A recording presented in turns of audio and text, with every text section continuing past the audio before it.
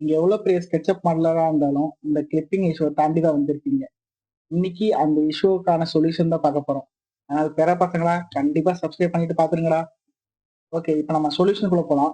சொல்யூஷனோட first ஸ்டெப்பா first என்ன பண்றோம்னா எக்ஸ்டென்ஷன் உள்ள போய்க்கிறோம். போயிட்டு டெவலப்பர் ஆப்ஷனை கிளிக் பண்ண உடனே நமக்கு ரூபி கன்சோல் அப்படின்ற ஒரு டேப் ஓப்பன் ஆகும். இப்போ நான் கொடுக்குற டெக்ஸ்ட்டை அப்படியே நீங்க பேஸ்ட் பண்ணுங்க.